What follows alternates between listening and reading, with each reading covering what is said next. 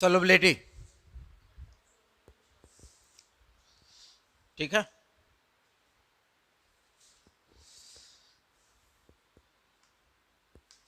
Last point हम लोग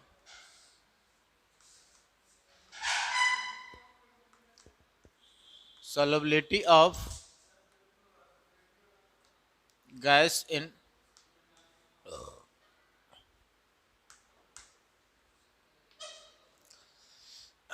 solid in liquid solution के लिए हम लोग डिस्कस कर चुके थे। तो नेक्स्ट है सॉल्यूशन किस टाइप का होनी चाहिए, तो solubility of gas in liquid, ठीक है। तो लिखो इसमें फर्स्ट पॉइंट इसमें लिखना, solubility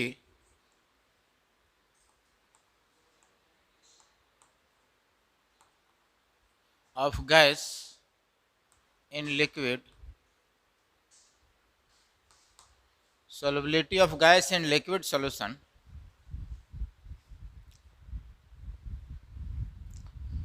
gas in liquid solution depends on the nature of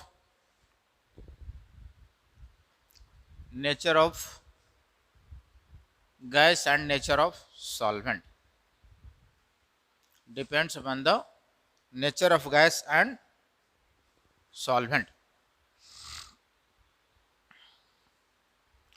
या इन दोनों के नेचर पर डिपेंड करेगा। गैसियस यानी सॉलिड पार्टिकल कैसा है, यानी गैसियस जो है यहाँ पे स्टेट में होगा सॉलिड पार्टिकल, तो उसका नेचर कैसा है, और दूसरा लिक्विड यानी सॉल्वेंट किस नेचर का है, ठीक है। तो एक पॉइंट इसमें लिख लेना, easily लिक्विफिएबल gases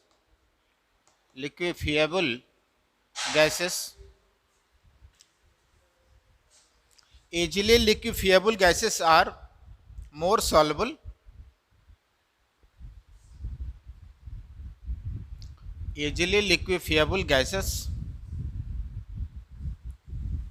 gases are more soluble in water,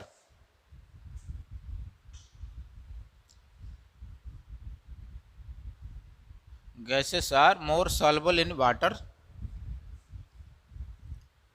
ठीक है।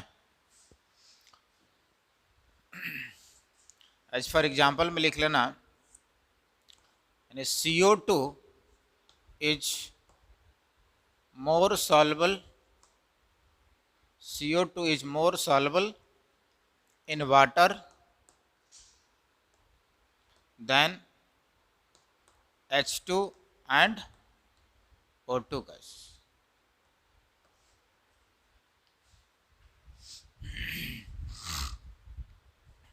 अब इजीली लिक्विफिएबल गैस क्या होता है, यानी कैसे हम डिसाइड करेंगे कि कौन सी गैस इजीली लिक्विफिएबल गैसेस है, ठीक है। तो एक चैप्टर है गैसियस स्टेट, उसमें एक टर्म आता है क्रिटिकल टेम्परेचर, ठीक है। पढ़े हो गैसियस स्टेट, पढ़े हो स्टेट्स ऑफ मैटर, क्या हुआ?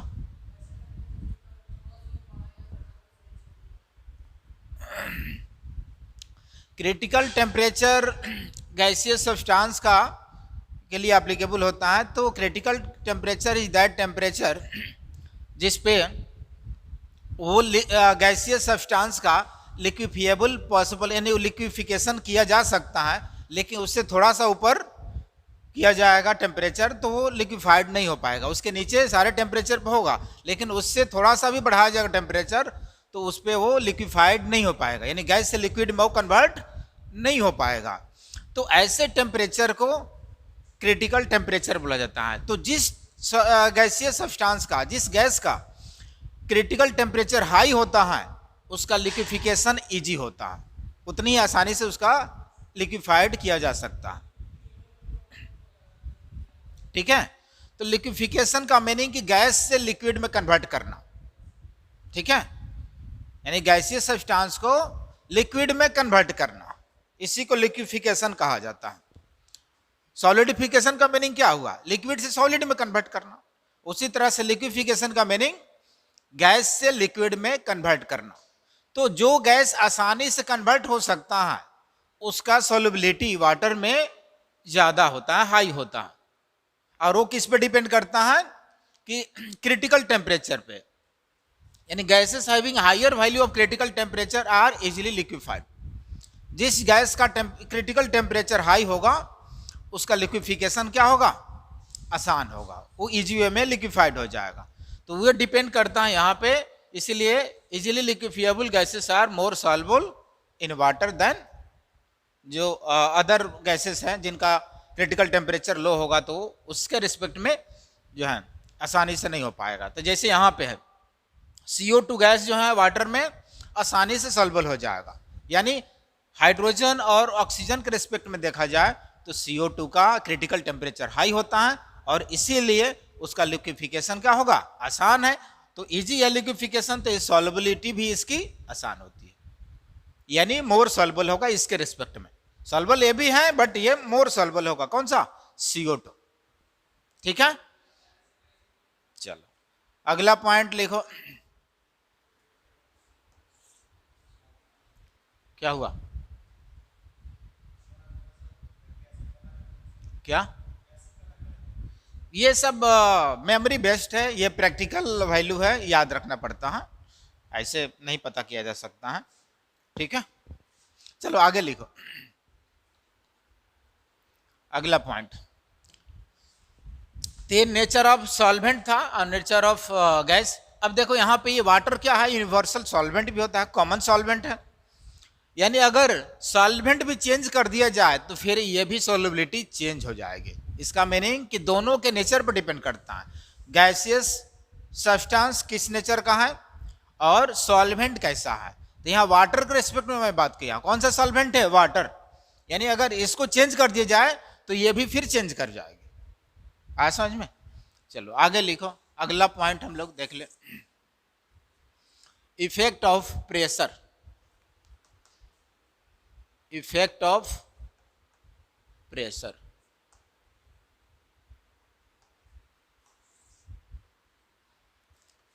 यानी गैस इन लिक्विड सॉल्यूशन के लिए प्रेशर का इफेक्ट क्या होगा। तो इसके पहले हम लोग सॉलिड इन लिक्विड सॉल्यूशन के लिए क्या देखे थे, प्रेशर का क्या इफेक्ट था, इंडिपेंडेंट, डिपेंड कर रहा था नहीं, लेकिन यहां पे गैस क्या होता है, मोर कंप्रेसिबल होता है, तो प्रेशर का इफेक्ट आएगा। जबकि सॉलिड लिक्विड क्या होता है, सॉलिड जीरो कंप्रेसिबल होता है, लिक्विड नेग्लिजिबल होता है, तो इसीलिए वहां पे प्रेशर का कोई इफेक्ट नहीं आया था, बट यहाँ पे प्रेशर का इफेक्ट लगेगा।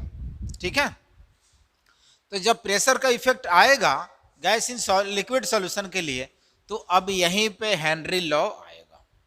ठीक है, हेनरी लॉ इसी को डिफाइन किया था कि गैस किसी लिक्विड सॉल्वेंट में कितना सॉल्युबल होगा या नहीं होगा, या क्या उनके जो है फैक्टर्स हैं, कैसे डिपेंड करता है ये।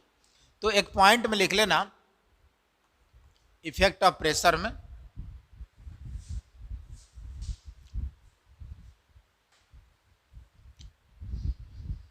लिखो, solubility of gas,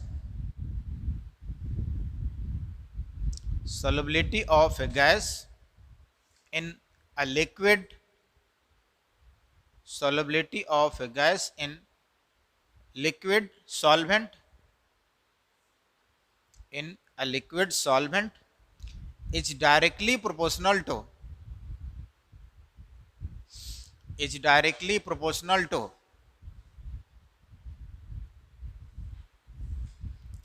is directly proportional to pressure of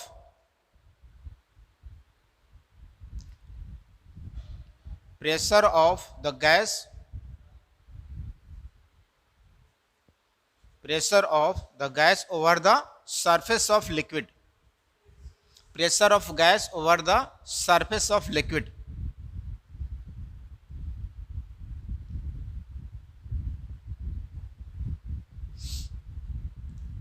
ठीक है,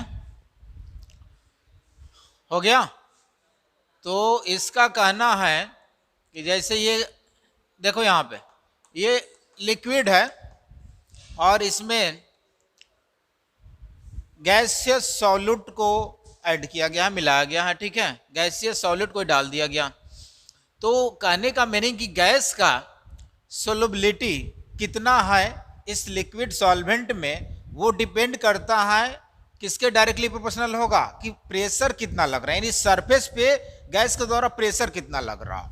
यानी हम शॉर्ट में क्या लिख सकते हैं कि सोलबिलिटी, लिख लेना यहाँ पे, solubility of gas in liquid is directly proportional to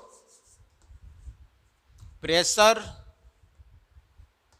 of gas over the liquid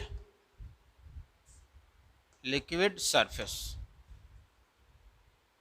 यानी इस जो भी लिक्विड रखा गया है, जो सॉल्वेंट है, उससे सरफेस पे उस गैस के द्वारा कितना प्रेशर लग रहा, जितना प्रेशर ज्यादा होगा सोलबिलिटी ज्यादा होगी, ठीक है। यानी सोलबिलिटी इसके अकॉर्डिंग, सोलबिलिटी को अगर मैं एक्स मान लिया या एस मान लिया, ठीक है, एक्स और एस, इससे भी हम डिफाइन कर सकते हैं, इसका कोई फिक्स नहीं है। तो मान लिया कि एस क्या हो गया, डायरेक्टली प्रोपोर्शनल टू प्रेशर, मैं शॉर्ट में लिख दे रहा हूं, pressure of gas over the liquid surface, ठीक है, ये हो जाएगा।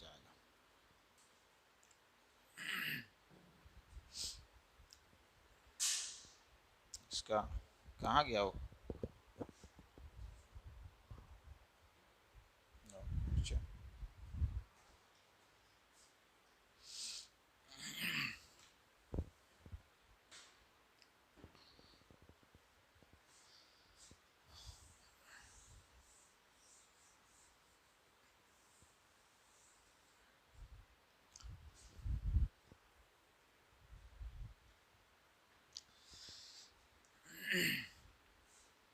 तो अब इसी को अगर मान लेते हैं कि जैसे इसमें गैसियस मिक्सचर है, बहुत सारे गैसियस है, 2-3 है, जैसे सपोज कि CO2 भी है या O2 भी है, नाइट्रोजन भी है, इस तरह से अगर डिफरेंट डिफरेंट गैसेस है इसमें मिक्स, तो इसका मीनिंग कि अब अगर सिंगल है तब तो सिर्फ हम प्रेशर लिखेंगे, लेकिन अगर गैसियस मिक्सचर है इसमें सॉल्युबल, तो किसी पार्टिकुलर गैस का हम सोलबिलिटी पता करेंगे ना, ठीक है। ये टोटल प्रेशर कितना उसे तो मेरे को कोई लेना देना नहीं, जब भी इसमें पता करना होगा तो किसी पार्टिकुलर गैस के द्वारा कितना, यानी वो गैस कितना सोलबल है, तो जितना सोलबिलिटी होगी उस गैस के द्वारा उस गैस के पार्शियल प्रेशर पर डिपेंड करेगा।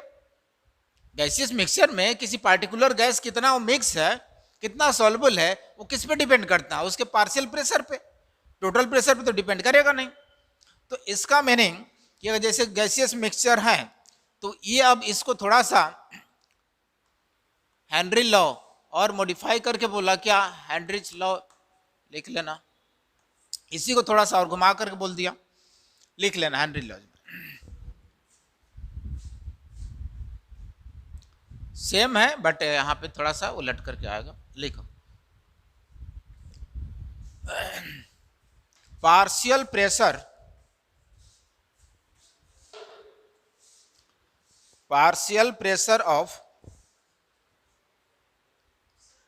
क्या हुआ ये लिख, चलो चलो ठीक है, लिखो partial pressure of a gas in, partial pressure of a gas in liquid solvent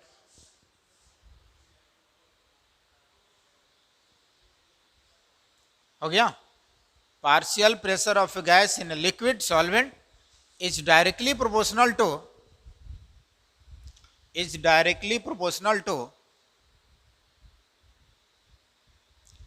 the mole fraction,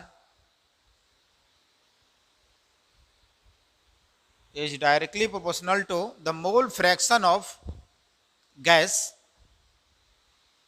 mole fraction of gas,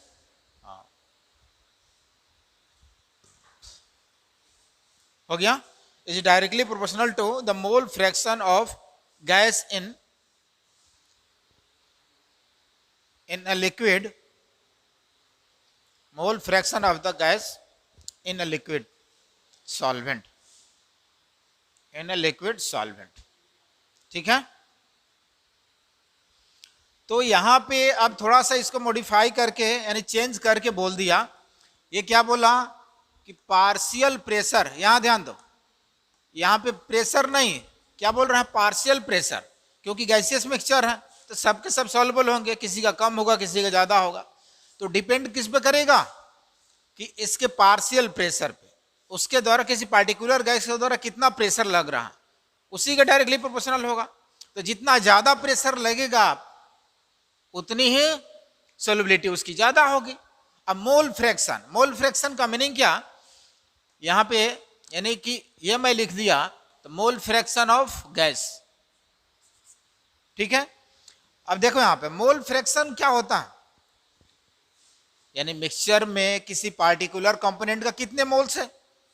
ठीक है, तो मोल्स का मीनिंग कि जितने मोल्स ज्यादा होंगे उनका अमाउंट ज्यादा होगा. अगर मोल्स ज्यादा और डिजल्व हो रहे हैं, मोल फ्रैक्शन ज्यादा है किसी कंपोनेंट का, इसका मीनिंग कि उसका अमाउंट ज्यादा है, ज्यादा सॉल्युबल है, तो सॉल्युबिलिटी से रिलेटेड हो गया भी. इसका मीनिंग अब यहां पे ये प्रोपोर्शनल साइन में हटाऊं तो क्या आएगा, कोई कांस्टेंट आएगा. तो partial pressure of gas is directly proportional to mole fraction of gas over gas in liquid solvent. ठीक है, तो सिंपल में हम लोग लिख सकते हैं partial pressure is directly equals to K H I into X of gas. अब के एच क्या है, यहां पे यही है हेनरीज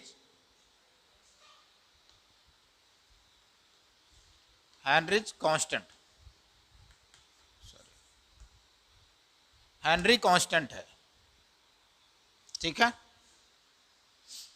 चलो लिख लो, ये हेनरी कांस्टेंट है, partial pressure of gas equals to K H into this.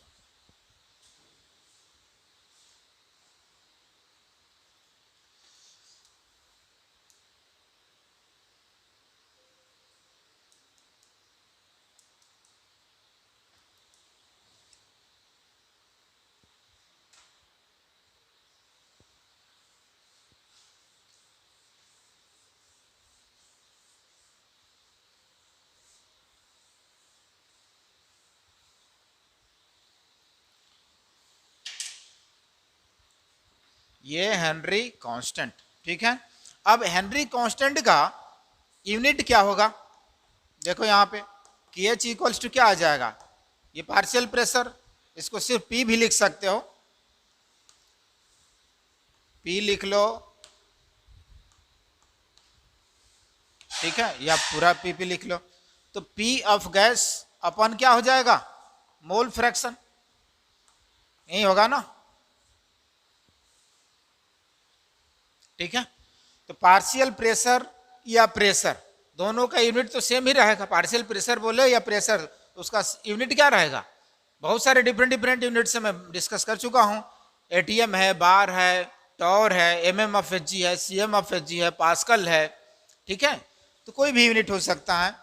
और मोल फ्रैक्शन इसका यूनिट क्या होगा, ये क्या होगा, यूनिटलेस, इसका कोई यूनिट होता है नहीं. तो इसका मीनिंग कि केएच का यूनिट वही होगा जो पार्शियल प्रेशर का यूनिट हो. तो हम लिख सकते हैं क्या, unit of KH is equals to unit of क्या, पार्शियल प्रेशर, या सिर्फ प्रेशर लिख लो, प्रेशर ऑफ गैस. तो केएच की यूनिट वही होगी जो प्रेशर का यूनिट होता है.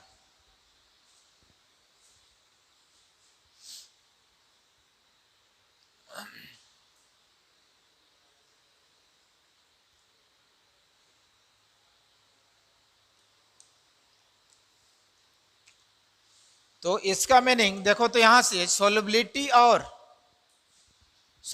और पार्शियल केएच के बीच क्या रिलेशन आएगा, यानी KH इक्वल्स टू हम लोग लिख चुके हैं यहाँ पे P of gas upon mole fraction of solubility, mole fraction of gas, ठीक है।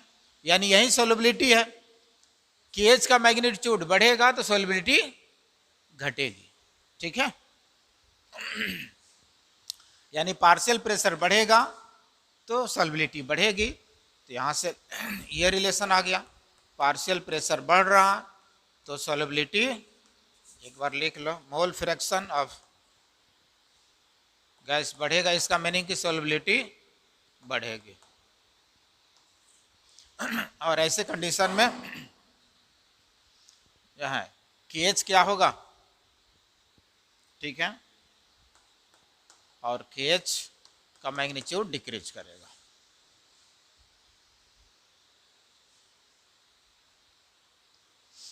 ठीक है,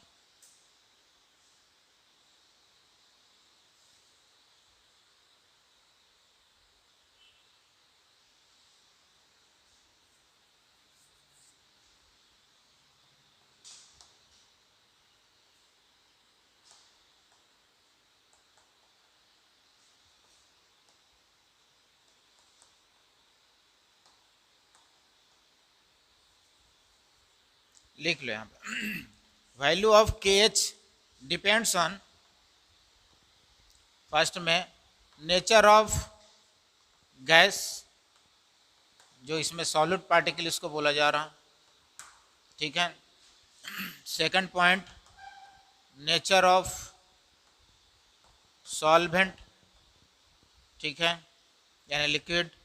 और थर्ड पॉइंट में लिख लेना टेम्परेचर, ठीक है। तो इतने 3 फैक्टर पे डिपेंड करेगा, KH का मैग्नीट्यूड या गैस का नेचर कैसा है, यानी कि इजीली लिक्विफिएबल गैस है या नहीं है, दूसरा सॉल्वेंट का नेचर पर डिपेंड करेगा, और तीसरा टेम्परेचर पर भी डिपेंड करेगा।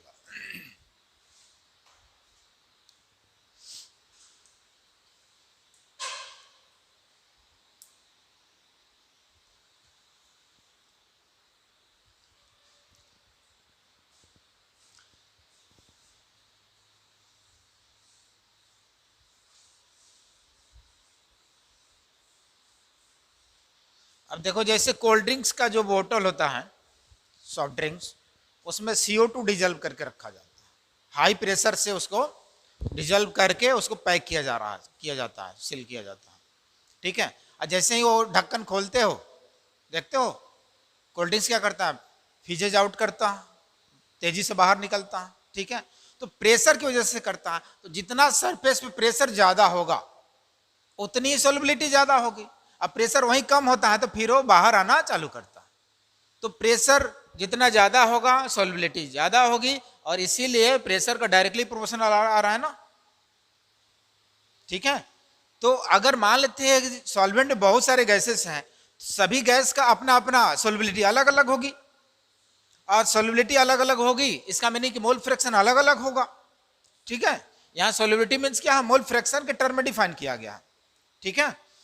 तो सोल्युबिलिटी अलग अलग होगी, इसका मीनिंग कि जैसे ही यानी प्रेशर कम होगा, हाई प्रेशर देकर के उसको डिजल्व किया गया है, पैक किया गया रहा है, और जैसे प्रेशर फिर कम होगा, ढक्कन खोलते हो प्रेशर कम होता है, प्रेशर कम होता है तो फिर वो बाहर, यानी कि वो बाहर आना चाहता है, जो घुला हुआ है वो बाहर आना चाहता है। दूसरा और भी बहुत सारे एग्जाम्पल है, जैसे स्कूबा डाइवर्स जो होता है, समंदर में जो गोताखोर अपने साथ में एक सिलेंडर लेके जाता है गैस का, जो ऑक्सीजन गैस का, O2 का, ठीक है, क्योंकि अंदर जो है बहुत हाई प्रेशर होता है, तो O2 गैस का सिलेंडर लेकर जाता है साथ में, और ज्यादा प्रेशर होने की वजह से वो क्या होता है, ब्लड में उसकी सोल्युबिलिटी बढ़ जाती है, ठीक है। अब फिर जैसे बाहर आता है तो हाई प्रेशर की वजह से सॉल्युबल तो हो गया है एक्सेस, लेकिन जैसे ऊपर आता है फिर सरफेस पे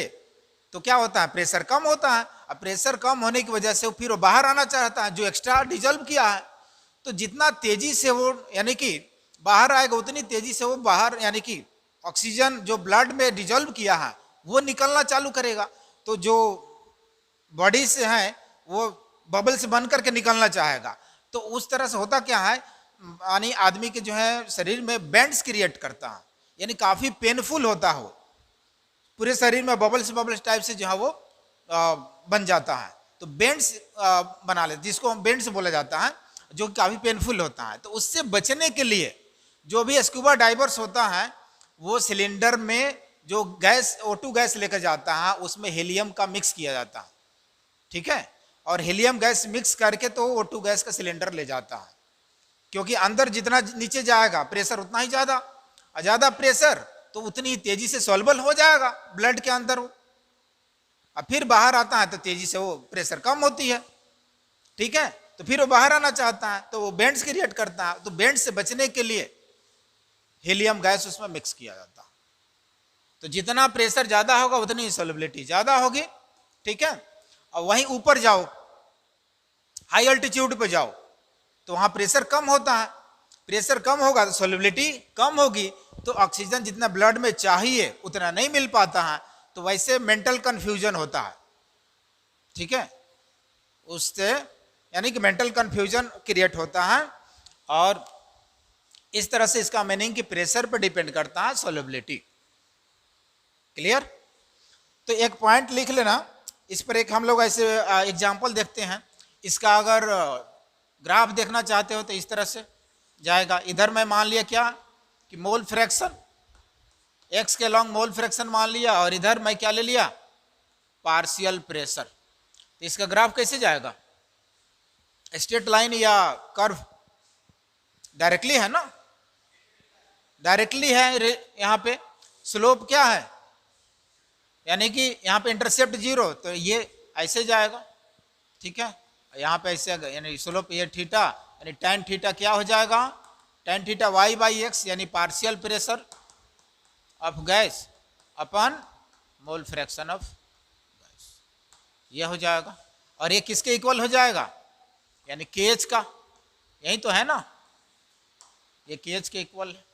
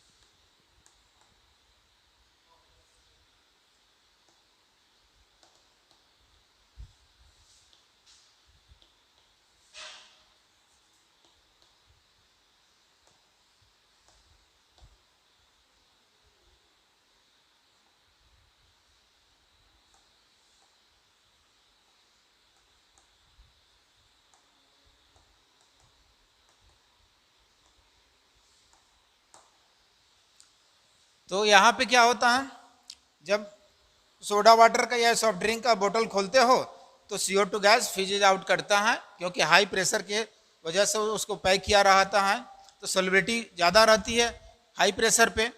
और जैसे ही प्रेशर डाउन होता है, इसका मीनिंग कि प्रेशर डाउन हुआ, सॉल्युबिलिटी भी घट गई, ये भी डिक्रीज कर गई, ठीक है।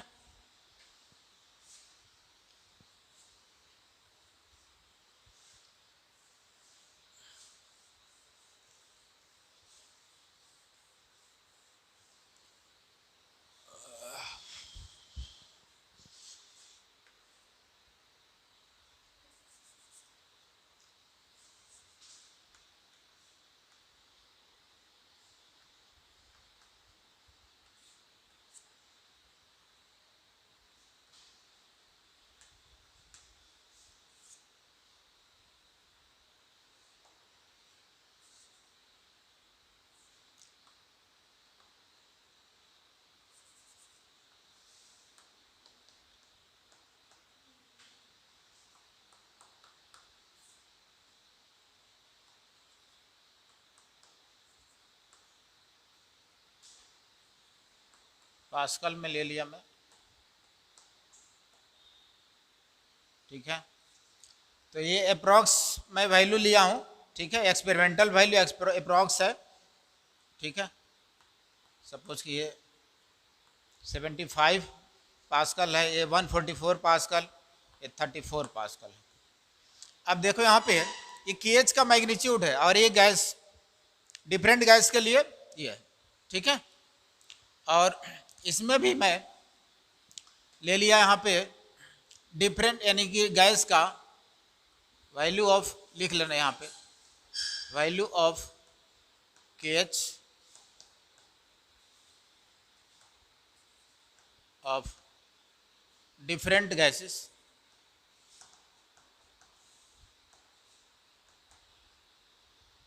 इन वाटर यानी H2O। अभी मैं बताया कि डिफरेंट गैस होगा यानी कि सॉल्वेंट के नेचर पर भी डिपेंड करता है, गैसियस नेचर पर भी डिपेंड करता है और टेम्परेचर पर भी करता है। तो डिफरेंट गैस होगा तो डिफरेंट उसके लिए केएच का वैल्यू होगा यानी सॉल्युबिलिटी अलग अलग होगी, और सॉल्वेंट अगर अलग होता है तो फिर ये अलग हो। जैसे यहाँ वाटर में लिया हूँ, ठीक है, तो वाटर सॉल्वेंट में इतना इतना है, अगर सॉल्वेंट चेंज कर दिया जाए तो फिर ये भी चेंज कर जाएगा, ठीक है। और टेम्परेचर भी यहाँ पे लिख लेना 20 डिग्री सेल्सियस, तो टेम्परेचर भी चेंज कर दे तो भी ये चेंज कर जाएगा। इसका मीनिंग कि डिफरेंट सॉल्वेंट में डिफरेंट सॉल्युबिलिटी होगी, डिफरेंट टेम्परेचर पर डिफरेंट सॉल्युबिलिटी होगी। अब देखो तो यहाँ पे मोर सॉल्युबल कौन सा होगा, ये केएच का मैग्नीट्यूड है, ये गैसियस सब्सटेंस है, कौन सा होगा? केएच का मैग्नीट्यूड किसका ज्यादा है? अभी हम लोग निकाले थे यहाँ पे केएच इक्वल्स टू क्या, पी गैस अपॉन सॉल्युबिलिटी, यही है ना। तो केएच का मैग्नीट्यूड ज्यादा, सॉल्युबिलिटी कम, ठीक है। यानी यहाँ पे केएच का मैग्नीट्यूड हीलियम का ज्यादा है, सॉल्युबिलिटी इसकी क्या होगी, कम होगी, उससे ज्यादा थोड़ा सा ये होगी, उससे ज्यादा, ठीक है। तो यहाँ से ये डिपेंड करता है कि केएच का मैग्नीट्यूड बढ़ेगा तो सॉल्युबिलिटी डिक्रीज करेगी, ठीक है। तो higher value of KH lower is the solubility of gas.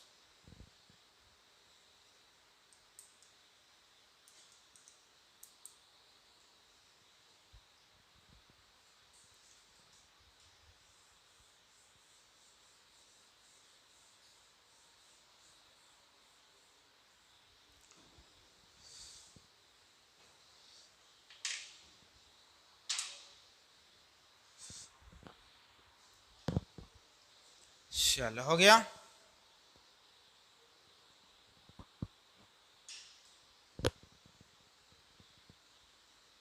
अब टेम्परेचर इफेक्ट हम लोग देख ले, क्या इफेक्ट है टेम्परेचर का। एक पॉइंट लिख लेना, effect of temperature, effect of temperature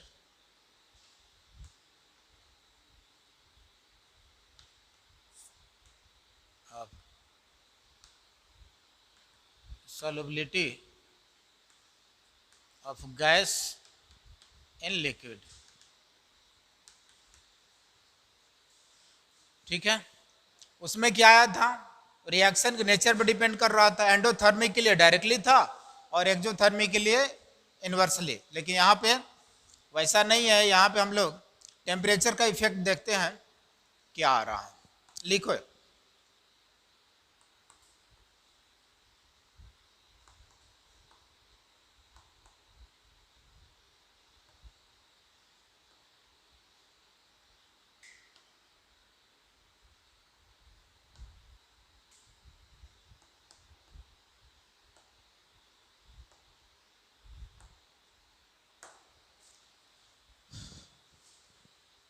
Aquatic animals are more comfortable in cold water.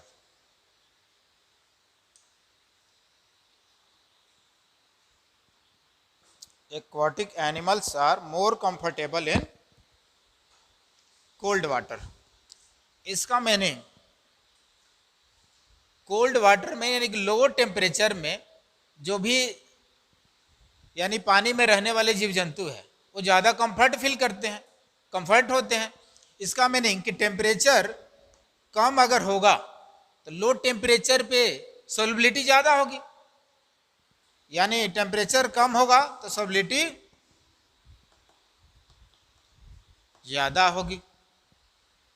ठीक है, और सॉल्युबिलिटी और केएच के बीच कैसा रिलेशन है? इन्वर्सली का।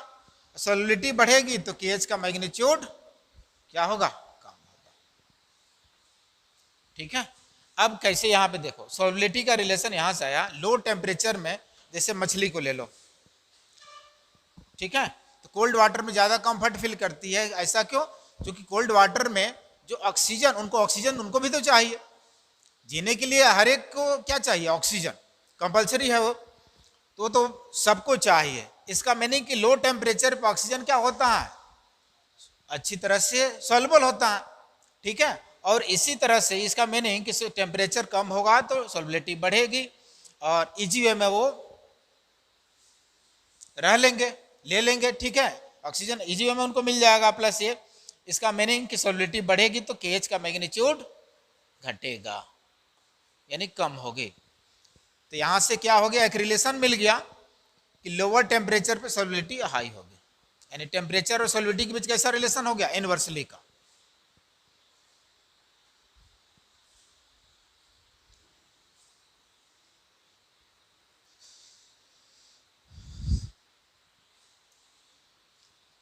इसका मीनिंग कि टेम्परेचर बढ़ाऊं तो सॉल्युबिलिटी घटेगी।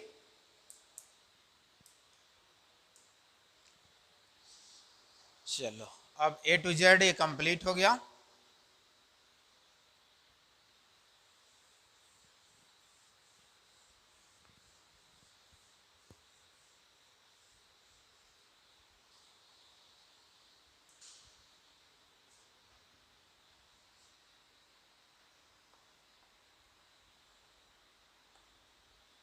लिख लो, solubility of gas in liquid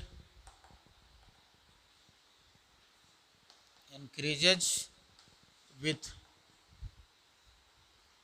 decrease in temperature। ठीक है,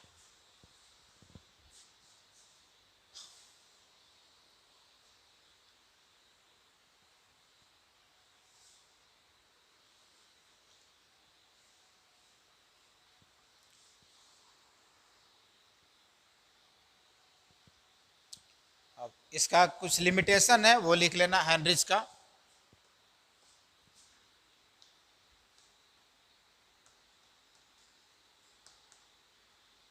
लिमिटेशन ऑफ हेनरिच लॉ।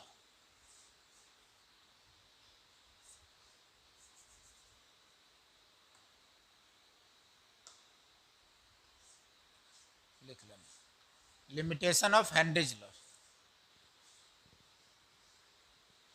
लिख लेना। It is applicable only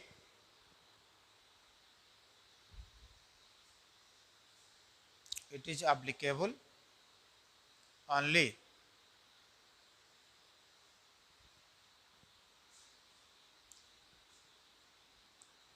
first में लिख लेना, it is applicable only if temperature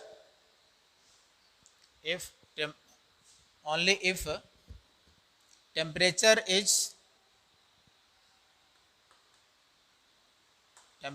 is not too low, यानी बहुत कम भी नहीं होनी चाहिए। सेकंड है pressure is not too high. ठीक है,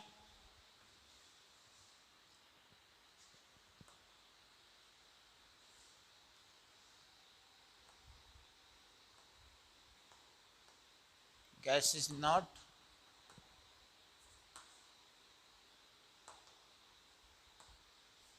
हाईली सॉल्युबल। यह तीन कंडीशन है इसके लिए, हेनरिच के लिए। कि टेम्परेचर बहुत कम भी नहीं होनी चाहिए और प्रेशर बहुत ज़्यादा भी नहीं होनी चाहिए और गैसियस सब्सटेंस जो है सॉलिड बहुत सॉल्युबल भी नहीं होनी चाहिए जिससे कि वो सॉल्वेंट के साथ रिएक्शन कर जाए। ठीक है, तो बस यही 3 है इसके लिए लिमिटेशन में। A to Z कंप्लीट हो गया।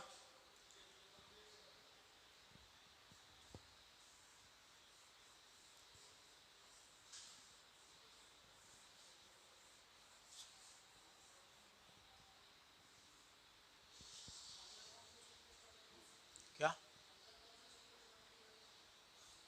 देख लेते हैं, जो छोटा चैप्टर होगा वहीं करें क्योंकि 4-5 दिन बच रहा है। कल तक 24 हो गया ना, तो 24, 24, 25, 26, 27 4 दिन, 28 को हम निकल जाएंगे तो 4 दिन में जो चैप्टर हो जाएगा।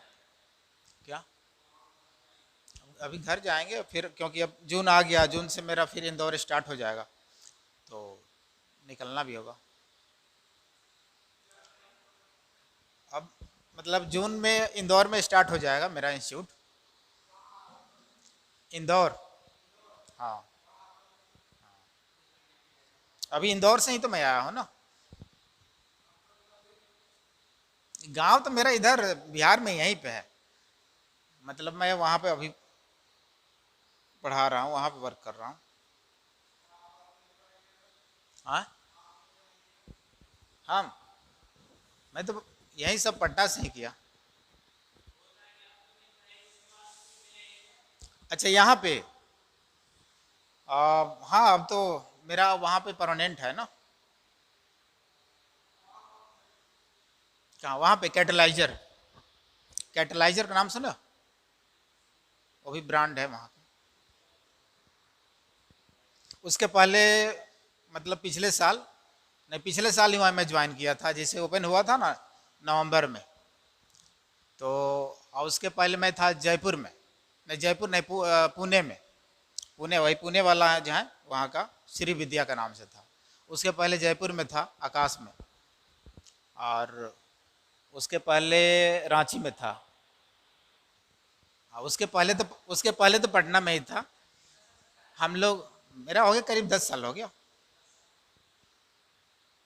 हम लोग साथ में, हम और अशोक सर पढ़ाए, यहाँ पे कोचिंग खोले थे हम भी, बाजार समिति में खोले थे, अपने से बनवाए नहीं थे, लेकिन पार्टनर्स एक जो है गलत मिल गया, वो धोखा करने लगा, तो फिर मैं 1-1.5 साल चला के बंद करके चला गया। अशोक सर वहाँ पे चलाते थे, कौन है, शक्ति नगर है ना बाजार समिति में, तो वो भी उधर अपना चलाते थे। हम उधर बाजार समिति गेट के पास हम खोले थे, अचीवर्स एकेडमी के नाम से, 2013 में। चलो छोड़ो, ये देखो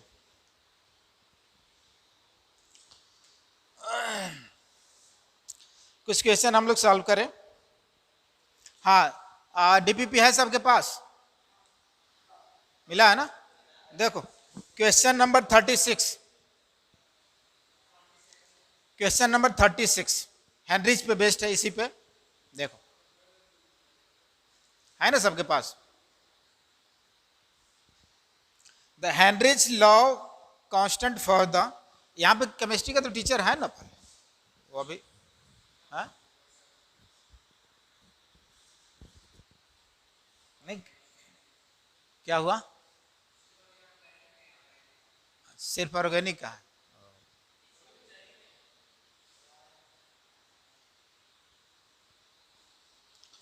चलो चलो देखो सबके पास है तो क्वेश्चन देखो। The Henry law constant for the solubility of N2 gas in water at 298 Kelvin is 1 into 10 to the power 5 atm. The mole fraction of N2 in air is 0.8. ठीक है, उसके बाद बोल रहा है the number of moles of N2 for from air, यहाँ पे गलत लिख दिया है, फॉर्म नहीं, फ्रॉम एयर, फ्रॉम एयर होगा वहां पे, ठीक है। Dissolve in 10 moles of water at 298 kelvin and 5 atm pressure. तो देखो ऑप्शन दिया हुआ है, अरे क्यों क्या कर रहे हो? क्वेश्चन है ना, देखो क्वेश्चन उसमें, देखो थ्योरी तभी क्लियर होगा, माइंड में तभी वो जो है सेट करता है जब उस पर बेस्ड क्वेश्चन सॉल्व करोगे, ठीक है। नहीं तो ऐसे थ्योरी पढ़ लो और उस पर क्वेश्चन प्रैक्टिस नहीं करो, कोई फायदा नहीं होता है, ठीक है। अभी समझ में आ गया, लेकिन कल जो है 2 दिन के बाद भूल जाओगे। लेकिन उस पर बेस्ड क्वेश्चन सॉल्व कर लेने से, वो बार बार उस तरह से रिपीट करने से वो माइंड में सेट हो जाता है, पूरे थ्योरी ही सेट हो जाता है, पूरे एप्लीकेशन सेट हो जाता है कि कैसे हम लोग करेंगे। तो यहाँ क्या बोल रहा है, हेनरी लॉ कांस्टेंट यानी केएच का मैग्नीट्यूड दिया हुआ है, और केएच का मैग्नीट्यूड कितना दिया हुआ है, यहाँ पे 298 केल्विन पे 1 इंटू 10⁵ एटीएम, ठीक है। ये केएच दिया हुआ है, हेनरी कांस्टेंट। अब बोल रहा है solubility of N2 gas in water, यानी ये कंटेनर है, इसमें वाटर रखा हुआ है H2O, ठीक है, और एयर मिक्सचर है, और एयर इसमें डिजॉल्व है, ठीक है। तो एयर में यहाँ पे नाइट्रोजन कह रहा है, ऑक्सीजन भी होगा, CO2 भी हो सकता है, और भी जो है बहुत सारे एयर में मिक्सचर होते हैं, एयर मिक्सचर बहुत सारे गैस होते हैं, तो सब डिजल्व होगा ना, क्योंकि एयर कह रहा, ठीक है, कोई पार्टिकुलर एक नहीं कह रहा। तो N2 बोल रहा है जी, इसका कितना मोल फ्रैक्शन है,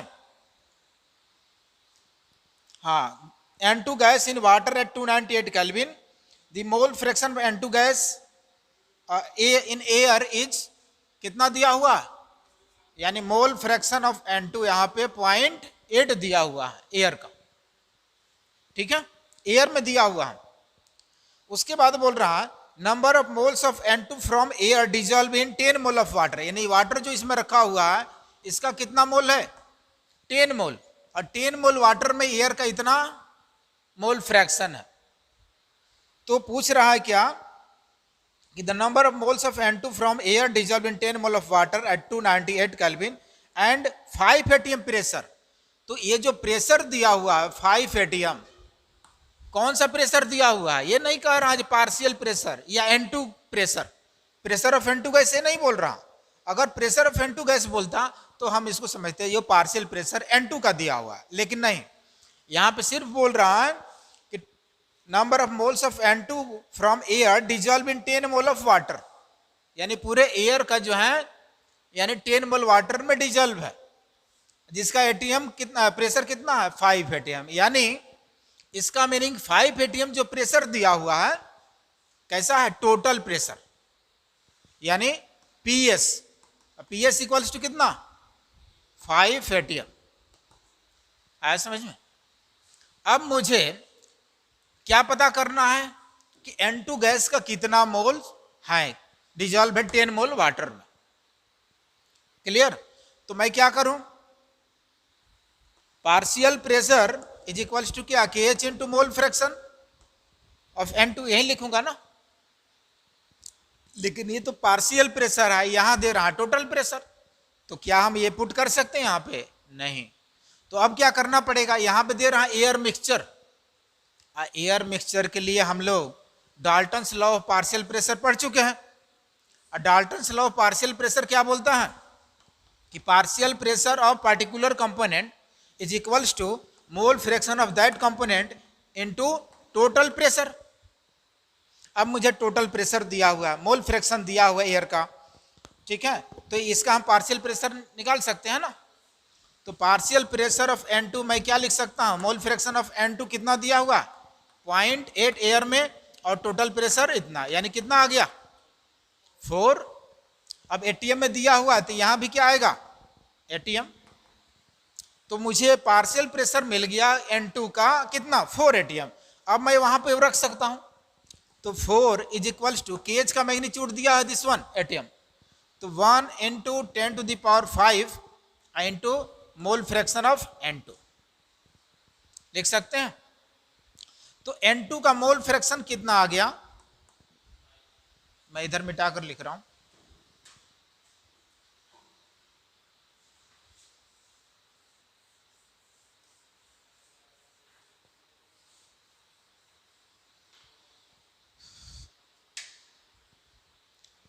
मोल फ्रैक्शन ऑफ N2 कितना आ जाएगा यहाँ पे 4/1 इंटू 10⁵, यानी मैं लिख सकता हूँ 4 इंटू 10⁻⁻5, इतना आ जाएगा। लेकिन मुझे क्या पता करना है, अभी भी आंसर नहीं आया, ये तो मोल फ्रैक्शन आया। अब मुझे क्या पता करना है, वाटर में यानी 10 मोल वाटर में जो एयर मिक्सचर डिजॉल्व है उसमें कितने मोल N2 है। तो एयर में जब N2 भी है, O2 भी है, CO2, एयर में जितने भी कंपोनेंट है सारे के सारे इसमें डिजॉल्व है, तो उसमें सबके मोल फ्रैक्शन आएगा ना। तो ये तो जो आया सिर्फ किसका आया, मोल फ्रैक्शन N2 का। तो मोल फ्रैक्शन ऑफ N2 मैं क्या लिख सकता हूं, moles of N2 upon moles of क्या, O2 plus moles of CO2 plus mole of क्या चीज, H2O भी है ना, H2O में डिजॉल्व है, तो सारे के सारे इसमें आ जाएंगे ना। अब मुझे N2 का मोल्स यानी ये कि इसके किसके इक्वल आ रहा, 4 इंटू 10⁻⁻5, N2 का इतना आया है ना। तो N2 के लिए मोल फ्रैक्शन में ये इक्वेशन लिख दिया और इसके इक्वल कर दिया। अब N2 का मुझे नंबर ऑफ मोल्स पता करना है, जो कितने मोल, ठीक है। अब ये पूरे कंपोनेंट का अगर देखा जाए तो ये मोल फ्रैक्शन एक कंपोनेंट का इतना आ रहा है, इसका मीनिंग अदर जो है इसमें 10 मोल क्या है, वाटर है, दिया हुआ है ना। तो मैं क्या लिख सकता हूं, मोल ऑफ N2 अपॉन इसका CO2 H2O। तो ये सब क्या हो जाएगा, इनका ये 10 मोल है वाटर, तो ये सब क्या हो, उसके रिस्पेक्ट में नेग्लिजिबल हो जाएगा ना। N2 का इतना आ रहा है, तो इन सब का उसमें यानी ये भी क्या बहुत कम है, 4 इंटू 10⁻⁻5, इसका मीनिंग क्या है 0.00004, बहुत कम है ना। तो उसमें इन सब का तो और कम होगा, उसमें भी वाटर 10 मोल है, तो 10 के रिस्पेक्ट में क्या होगा, बहुत कम होगा। इसका मीनिंग कि अप्रोक्स में कर लो यहाँ पे, तो क्या बच जाएगा 4 इंटू 10⁻⁻5, यानी मोल ऑफ N2 कितना आ गया, यानी 10 इंटू 4 इंटू 10⁻⁻5, फाइनली आ गया 4 इंटू 10⁻⁻4, इतना मोल N2। ये अब फाइनल जो है रिजल्ट आया, ठीक है।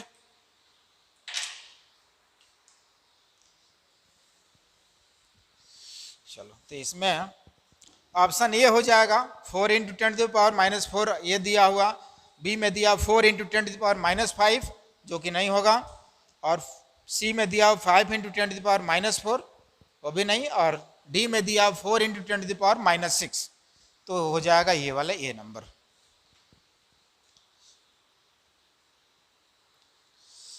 चलो नेक्स्ट क्वेश्चन देखो,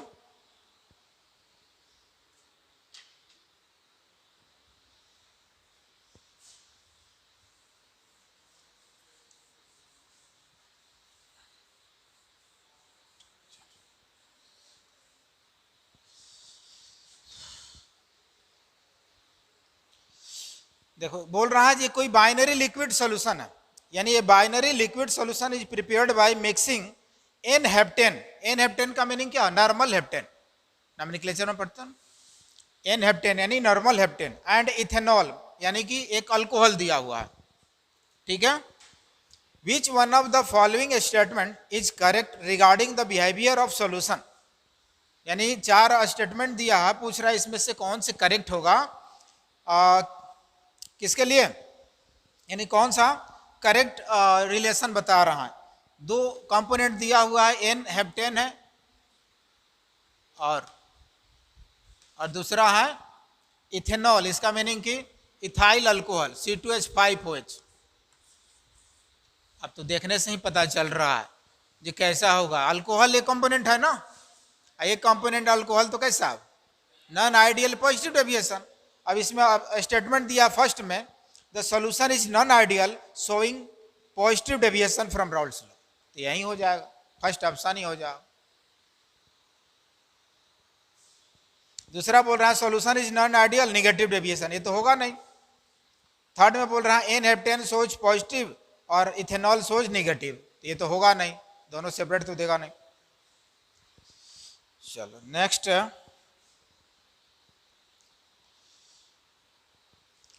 37 नंबर, क्वेश्चन नंबर 37 है।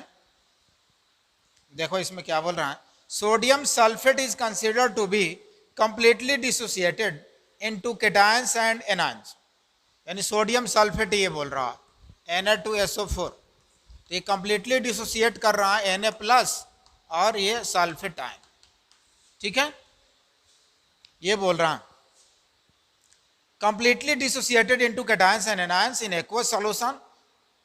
The change in freezing point of water, कौन सा सॉल्वेंट दिया हुआ, वाटर, और उसमें बोल रहा है change in freezing point of water when 0.01 molality of sodium sulphate, इसका मोलैलिटी कितना दे दिया 0.01, इतनी मोलैलिटी दिया हुआ, ठीक है, is dissolve in 1 kg of water, यानी सॉल्वेंट, इसका मास कितना दे दिया, तो क्या कर लेंगे, मुझे क्या पता करना है,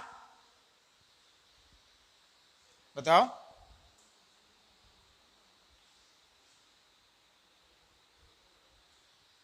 क्या पता करना हमको, चेंज इन फ्रीजिंग पॉइंट यानी डेल्टा TF, तो इज इक्वल्स टू कितना I into KF into molality. I अब वाटर सॉल्वेंट है तो दिया रहे तो भी ना दिया रहे तो भी, तो मालूम है कितना आई पहले आई कितना हो गया 3 मोल लो, यानी I 3 हो गया, KF 1.86, अब मोलैलिटी कितना है 0.01, अब इसको कैलकुलेट कर लो आ जाएगा, तो 1.86 इंटू 0.03, इसके मल्टीप्लाई करो तो कितना आ जाएगा।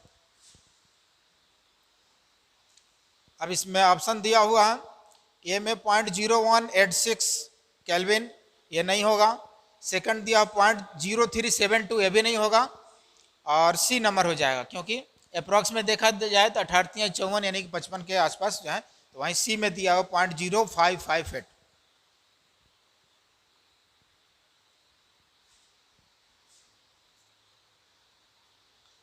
चलो एक 35 नंबर देखो तो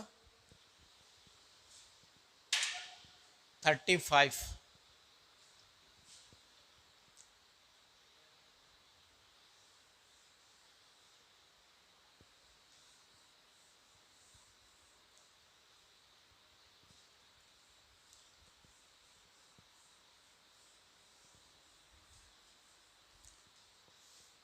कल ना होता है तो सॉलिड स्टेट हम लोग कर लेते हैं, सॉलिड स्टेट जो है ना छोटा चैप्टर है, हो जाएगा, हाँ हो जाएगा, हाँ हो जाएगा 5। इलेक्ट्रोकेमिस्ट्री लंबा चैप्टर है, उसमें 15-16 क्लास लगता है, इलेक्ट्रोकेमिस्ट्री सॉलिड स्टेट कर लेते हैं हम, या केमिकल काइनेटिक भी है, वो भी छोटा चैप्टर नहीं है, वो भी हो सकता है, सरफेस केमिस्ट्री वो भी उसी के अप्रोक्स है। चलो आगे देखो, यहाँ पे 35 नंबर क्वेश्चन क्या बोल रहा है, पहले पढ़ो तो, 2 लिक्विड X और Y दिया हुआ, ठीक है, और आइडियल सॉल्यूशन बना रहा है 300 केल्विन पे, तो एक लिक्विड X में मान लिया, दूसरा Y, और टेम्परेचर 300 केल्विन पे आइडियल सॉल्यूशन बोल रहा है, तो pressure of the solution containing 1 mole of X, ठीक है, एंड 3 मोल ऑफ Y, इसका दिया हुआ है 1 मोल और इसका दिया हुआ है 3 मोल, और सॉल्यूशन का प्रेशर यानी PS 550 mm ऑफ Hg दिया हुआ है, ठीक है, तो at the same temperature if 1 mole of Y is further added, same temperature पे 1 मोल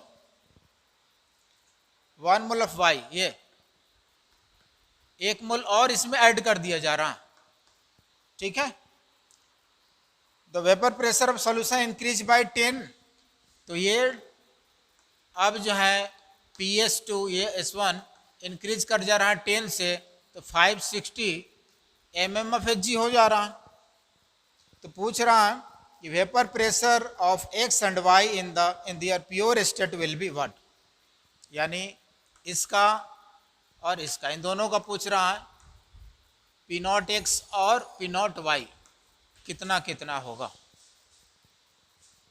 चलो, मैं बताया था रॉल्स लॉ और डाल्टन्स लॉ दोनों का कंबाइंड रिलेशन बताया था ना, जिसमें क्या करोगे बताओ, दो इक्वेशन बनाना पड़ेगा, ठीक है। पहले एक इनिशियल स्टेज में जो 1 मोल x दे रहा है और 3 मोल y, तो टोटल मोल कितना हो गया 4 मोल। अब 4 मोल में पार्टिकुलर का मैं निकाल लूँ मोल फ्रैक्शन ऑफ x और मोल fraction of y, mole fraction of y कितना हो जाएगा, इनिशियल में 1/4 और इसका 3/4, फर्स्ट कंडीशन में हो जाएगा, ठीक है। अब PS कितना हो जाएगा, Px प्लस Py, यानी partial pressure of this one equals to partial pressure of this one. तो मैं लिख सकता हूं कि P0 x into mole fraction of x plus P0 y into mole fraction of y, एक इक्वेशन बन गया। अब इसमें पुट कर लो, ये मोल फ्रैक्शन कितना आ रहा और प्रेशर कितना, तो 550 इज इक्वल्स टू P0 का कितना दिया हुआ है, ये नहीं दिया हुआ, शायद दिया है नहीं, इसका नहीं दिया हुआ, ठीक है। मोल फ्रैक्शन दिया हुआ है, तो मोल फ्रैक्शन इसका है x का 1/4 P0 x प्लस 3/4 और P0 y, एक इक्वेशन इसको मान लो। अब सेकंड इक्वेशन ये 560 हो जा रहा है और इसमें मोल फ्रैक्शन सेकंड में क्या हो जाएगा, 1 मोल ये बढ़ जा रहा, तो अब टोटल कितना हो जाएगा 4 1 5, यानी ये हो गया 1/5 और ये हो गया 4/5। यहाँ से लिख लो ये 1/5 into P0 x plus 4/5 into P0 y। चलो इन दोनों को सॉल्व करो, आ जाएगा, दो इक्वेशन से दो अननोन क्वांटिटी आएगा ना, सॉल्व करो आ जाएगा। चलो सॉल्व करो इसको,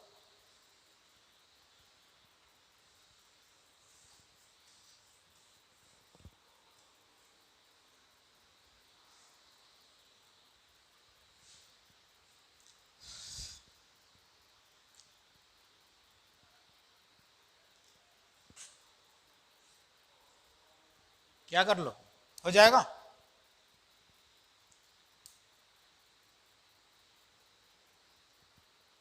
दो इक्वेशन दिया हुआ है, दोनों से दो अननोन क्वांटिटी है, निकाल लेना है, P0 x निकाल लेना है, P0 y निकाल लेना है, ठीक है।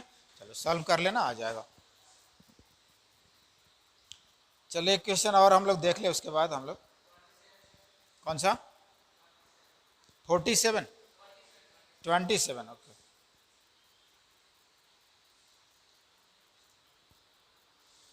हाँ देखो, थ्योरेटिकल क्वेश्चन है, क्या बोल रहा है, among the following mixture dipole dipole as the major interaction is present in, यानी डाइपोल डाइपोल मेजर इंटरेक्शन किस में होगा। तो दिया हुआ है 4 ऑप्शन, एक में दिया हुआ है बेंजीन यानी C6H6 प्लस इथेनॉल यानी C2H5OH, दूसरा दिया हुआ है KCl and water, KCl plus water, और थर्ड दिया हुआ है एसीटोनाइट्राइल प्लस एसीटोन, ये यानी कीटोन फैमिली का है, और ये फोर्थ में C6H6 प्लस CCl4, ठीक है। तो डाइपोल डाइपोल पूछ रहा है मैक्सिमम किस में होगा। अब देखो यहाँ पे अगर बाउंडिंग पढ़े होते तो ये खुद तुम सॉल्व कर लेता, ठीक है। केमिकल बॉन्डिंग में एक जो है वहाँ पे आता है वान डर वाल फोर्सेस, जिसके बहुत सारे टाइप्स है, डाइपोल डाइपोल, आयन डाइपोल, ठीक है, इंस्टेंटेनियस डाइपोल, इंड्यूस्ड डाइपोल, ठीक है, आयन इंड्यूस्ड डाइपोल, तो उसी के टाइप से उसी पे बेस्ड क्वेश्चन है। तो डाइपोल जो डेवलप करता है वो कोवेलेंट मॉलिक्यूल्स में होता है, कोवेलेंट मॉलिक्यूल्स में कंप्लीट चार्ज डेवलप नहीं करता, आयनिक वाले में कंप्लीट चार्ज डेवलप, जैसे प्लस माइनस आ रहा है कैटायन एनायन, तो कोवेलेंट में नहीं आता, वो पार्शियल चार्ज जिसको डाइपोल बोला जाता है, ठीक है। तो कोवेलेंट वाले में डाइपोल होता है और आयनिक वाले में वो कंप्लीट चार्ज, जैसे इसमें डाइपोल नहीं है, इसमें आयन चार्ज है कंप्लीट, तो ये तो होगा नहीं, ऐसे ही छट गया, फिल्टर हो गया। अब ये कोवेलेंट है, इसमें डाइपोल है और इसमें भी डाइपोल एक कोवेलेंट है, ठीक है। दूसरी बात स्ट्रॉन्ग पूछ रहा है, ये एसीटोनाइट्राइल है, ये एसीटोन है, एसीटोन का ये होता है CH3 कीटोनिक फैमिली का है, इसी को एसीटोन बोला जाता है, नॉमेनक्लेचर में पढ़े होगा, पता होगा, ठीक है। तो ये भी कोवेलेंट है, ये फिर यहाँ पे कोवेलेंट, और ये CCl4,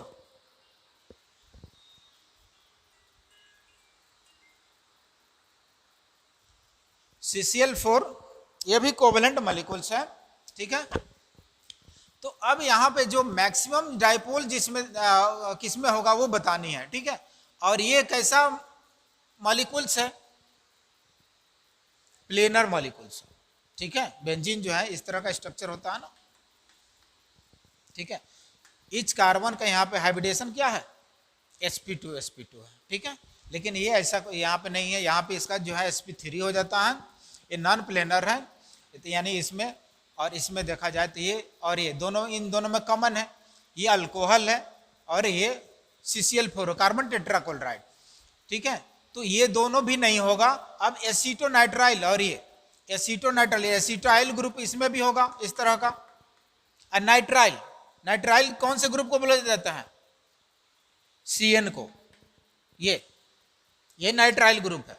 और आइसोनाइट्राइल कौन सा है, NC ग्रुप, इसको रिवर्स कर दो तो आइसोनाइट्राइल, इसका कॉमन नेम है साइनाइड है, इसका कॉमन नेम है आइसोसाइनाइड, पढ़े हो ना। तो इसमें डाइपोल इन दोनों में देखा जाए तो मैक्सिमम डाइपोल है, तो मैक्सिमम डाइपोल डाइपोल इंटरेक्शन किसमें होगा, थर्ड में, ठीक है।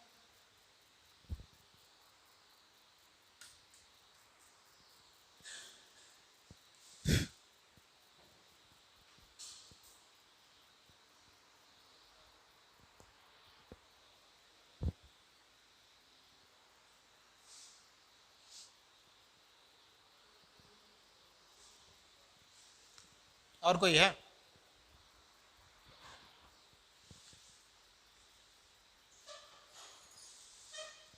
इन दोनों में समझ में आया जी, दोनों क्यों कैंसिल हो गया ये सब, क्योंकि पूरे प्लेनर मॉलिक्यूल्स है। डाइपोल मोमेंट इसमें क्या हो जाएगा, बॉन्डिंग में ये भी पॉइंट पढ़ना है, डाइपोल मोमेंट, डाइपोल मोमेंट क्या होता है, mu equals to Q into D, ठीक है। यानी मैग्नीट्यूड ऑफ आइदर पॉजिटिवली और negatively charges and distance between this two charges, यानी QD यानी चार्ज और distance between two charge particle के प्रोडक्ट को हम लोग डाइपोल मोमेंट कहते हैं। तो इसमें डाइपोल मोमेंट 0 आ जाता है, इसमें भी 0 और ये भी 0, तो पूरे क्या हो गया, उसमें डाइपोल मोमेंट उतनी नहीं होगी। कौन सा 38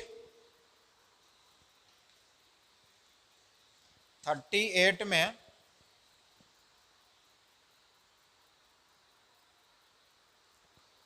10⁻⁴ decimeter cube of water is introduced into a 1 dm³ flask at 300 Kelvin.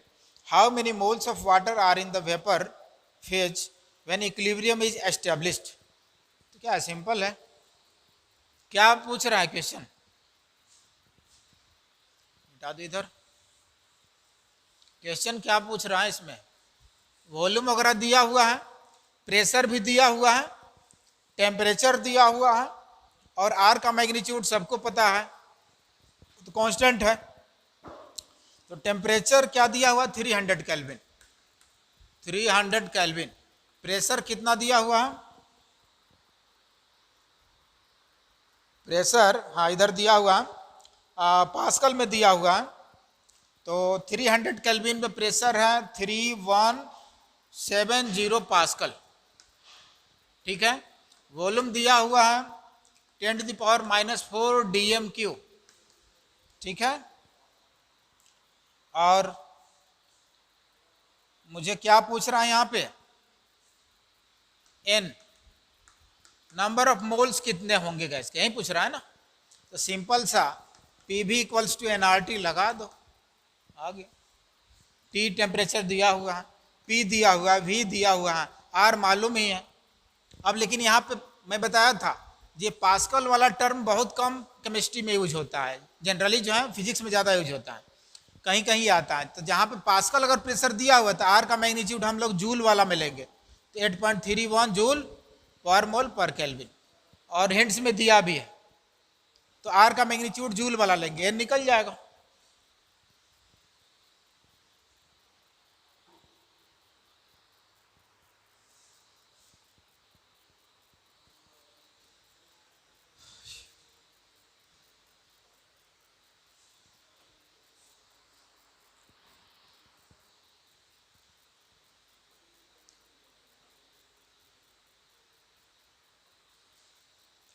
और कोई है? हाँ इधर ये देखो 41 नंबर देखो, तो सिंपल क्वेश्चन है लेकिन अच्छा है। 41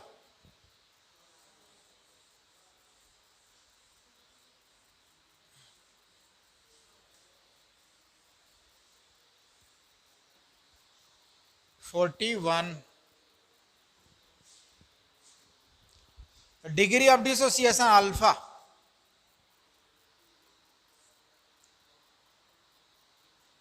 ऑफ वीक इलेक्ट्रोलाइट AXBY, ये दिया हुआ है, कोई इलेक्ट्रोलाइट है और कैसा है, वीक इलेक्ट्रोलाइट है, वीक इलेक्ट्रोलाइट है, ठीक है। तो ये टूटेगा, तो ये X, ये सपोज किसी को मैं X पॉजिटिव मान लिया और दूसरे को निगेटिव मान लिया, ठीक है। अब जितना यूनिट एक को पॉजिटिव मानेंगे तो दूसरा निगेटिव आएगा। अब ये इलेक्ट्रोलाइट दिया, वीक इलेक्ट्रोलाइट है, बोल रहा है वांटो फैक्टर क्या होगा इसके लिए, तो van't Hoff factor I equals to 1 plus n minus 1 into alpha लिखेंगे ना, तो 1 प्लस यानी 1 प्लस n कितना हो जाएगा, x अब प्लस इधर y टोटल, तो मैं लिख सकता हूँ x प्लस वाई अब माइनस 1 इंटू अल्फा, तो ये I इधर माइनस में आ जाएगा, तो I minus 1 equals to x plus y minus 1 into alpha, मुझे अल्फा निकालना, तो alpha equals to I minus 1 अपन एक्स प्लस,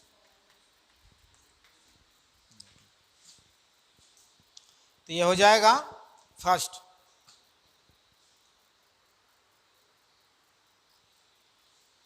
हाँ 45 नंबर देखो, तो क्वेश्चन नंबर 45।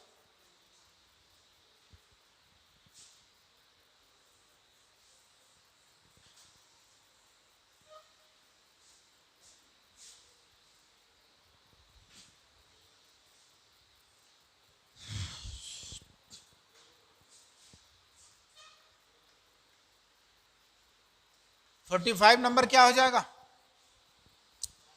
कोई ऐसे कंपाउंड्स है जो MX2 टाइप का है, MX2 टाइप का कंपाउंड है, इसमें दिया हुआ है कि ये M2 प्लस में टूट रहा है और ये X माइनस में, यानी कि इस तरह का ये आंसर दे रहा है इक्वल सोल्यूशन में। डिग्री ऑफ डिसोसिएशन अल्फा दिया हुआ, यहाँ n कितना हो गया 3, अल्फा दिया हुआ 0.5, क्या कर रहे तुम लोग, ये बात अल्फा दिया 0.5, the ratio of absorb depression of freezing point of the aqueous solution to the value of depression freezing point of in the absence of ionic dissociation, यानी ये मुझे पता कर लेना है एक्सपेरिमेंटल CP, जिसको एब्जॉर्ब बोल रहा, absorb CP upon theoretical CP, इसी का रेशियो पूछ रहा है क्या होगा,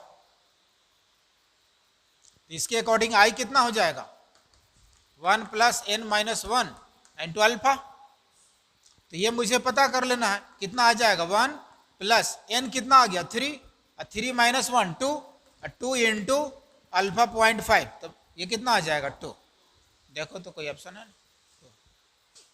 ये नंबर हो जाएगा।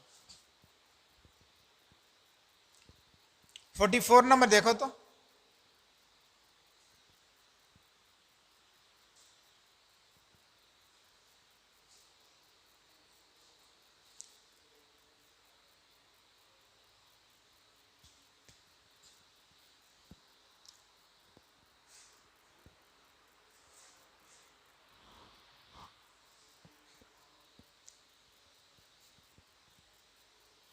44 4 डिफरेंट सॉल्यूशन दिया हुआ है, सबका कंसंट्रेशन दिया हुआ है।